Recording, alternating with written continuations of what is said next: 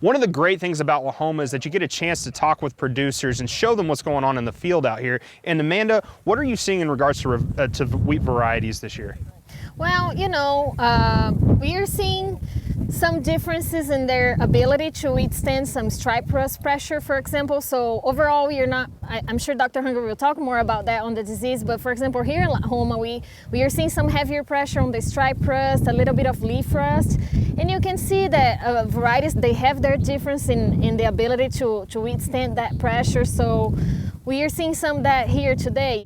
So a few weeks ago, you were down in Chickasha doing a field day, and we got to see how the crops were the varieties were handling pressure down there. What's the difference, being farther down south and coming up this far north? Well, it's much warmer there than it is here. So just now that we are seeing kind of stripe rust popping up in the field, so it's just that movement that it naturally does. It's from the south, from the warmer environment to a cooler environment, and it does seem like it's going to start increasing the pressure.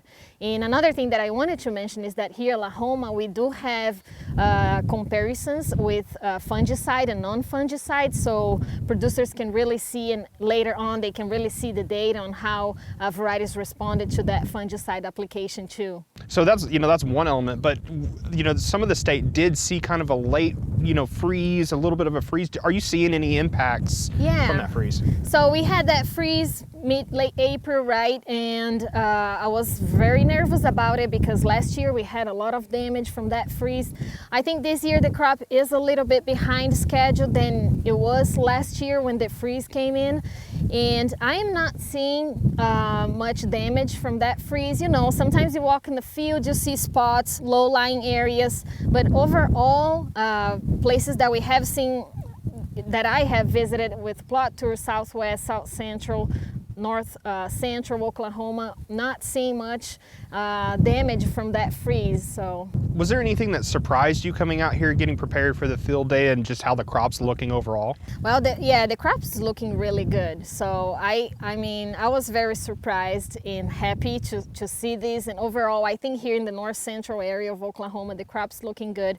We do need another rain in several areas. We were able to see some cracks on the ground. I know we got a little bit in some areas, but we do have that forecast, and just hope that we not get hail or anything. Just hoping for the calm rain, and so that the wheat can finish up in a good time. That was going to be my next question. We're mid-May, we're going into harvest, and kind of almost last-minute type of recommendations that you have for producers.